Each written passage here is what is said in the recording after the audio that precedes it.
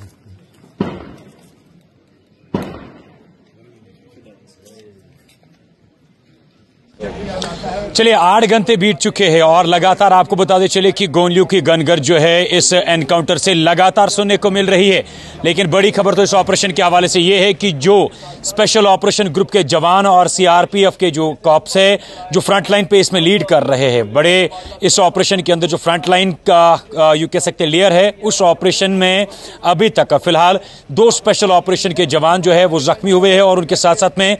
2 CRPF के एहलकार भी जो है वो जख्मी हुए हैं। और मैं आपको बता दूं कि हालांकि इस ऑपरेशन में अभी तक फिलहाल किसी भी मिलिटेंट के मारे जाने की खबर जो है वो सामने नहीं आ रही है। और सिक्योरिटी फोर्सेस को अगर किसी प्रॉब्लम का सामना करना पड़ रहा है तो वो केवल ये है कि सिक्योरिटी फोर्सेस की कोशिश ये है कि इस ऑपरेशन को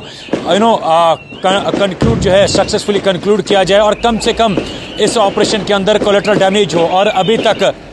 फिलहाल लगातार सिक्योरिटी फोर्सेस की कोशिश ये है कि इस ऑपरेशन के अंदर अगर देखा जाए, कोशिश ये है कि इस ऑपरेशन को जल्द से जल्द खत्म किया जाए। और ये मेरे साथ में आप तस्वीरें साफ तौर पर देख सकते हैं कि किस तरीके से ड्रोन सर्वेलेंस के अंडर भी सिक्योरिटी फोर्सेस पूरी कोशिश कर रही है कि इस ऑपरेशन को अंजाम दिया जाए। हालांकि अभी तक फिलहाल इस एनकाउंटर के हवाले से अगर आपको बता दूं कि पिछले 8 घंटों से लगातार ये ऑपरेशन चल रहा है। और सुबह आज मॉर्निंग में सिक्योरिटी फोर्सेस को इतला मिलती है कि इस एरिया के अंदर मिलिटेंट्स छुपे बैठे हैं या मिलिटेंट्स की एक्टिविटी देखने को मिल रही है और उसी बेसिस पर joint team of security forces इस इलाके के अंदर कोऑर्डिनेट सर्च ऑपरेशन लॉन्च करती है और वही कोऑर्डिनेट सर्च ऑपरेशन फिर एनकाउंटर में तब्दील होता है। और अभी तक फिलहाल मैं आपको बता दूं कि इस ऑपरेशन में किसी भी मिलिटेंट के मारे जाने की खबर जो है वो सामने नहीं आ रही है। हालांकि जो खबरें सामने आई है, रिपोर्ट्स के मुताबिक अभी तक का फिलहाल 4 सिक्योरिटी फोर्सेस के एहलकार इसमें जख्मी हुए और उन्हें माइनर इंजरी लगी है। लेकिन कोशिश सिक्योरिटी फोर्सेस की यह है कि इस ऑपरेशन में जितने भी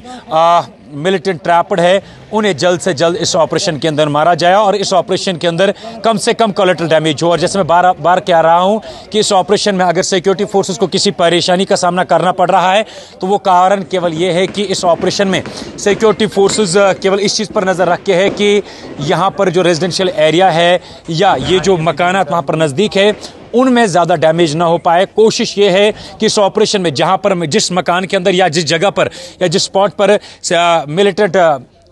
छुपे बैठे हैं केवल उसी को टारगेट करके वहां पर इन मिलिटेंट्स को मारा जाए। और फिलहाल एक्चुअल नंबर में कितने हैं इस पर बात करना कबल वक्त होगा। रिपोर्ट्स की माने तो रिपोर्ट्स के हवाले से ये खबर आ रही थी कि 1 या 2 या 3 हो सकते हैं, लेकिन एक्चुअल नंबर में कितने हैं, किस तंजीम से है, कौन कौन है, इस पर बात करना भी कबल वक्त होगा। पिछले करीबन 8.5 घंटे बीत चुके हैं और लगातार जो है ये ऑपरेशन अभी चल रहा है। और ये विजुअल्स हम आपको सीधे इसी खानियार के एनकाउंटर के दिखाने की कोशिश कर रहे हैं जहां पर सुबह से ही गोलियों की गनगज के साथ साथ हेवी ब्लास्टर्स भी हमें सुनने को मिल रहे हैं। और इस ऑपरेशन की अगर मैं आपको बता दूं कि सीनियर ऑफिशियल्स जो श्रीनगर पुलिस के हैं या सीआरपीएफ के हैं वो लगातार इस ऑपरेशन को मॉनिटर कर रहे हैं और सिक्योरिटी फोर्सेस हर एक तरीके की टैक्टिक्स को अडॉप्ट कर रही है ताकि इस ऑपरेशन को प्रोफेशनली कंक्लूड करके कम से कम कोलैटरल डैमेज हो और इस ऑपरेशन में जो मिलिटेंट ट्रैप्ड है उन्हें जल्द से जल्द इस ऑपरेशन के अंदर मारा जाए। मजीद क्या कुछ सामने आता है वो भी सबसे पहले आप तक पहुंचाने की कोशिश करेंगे।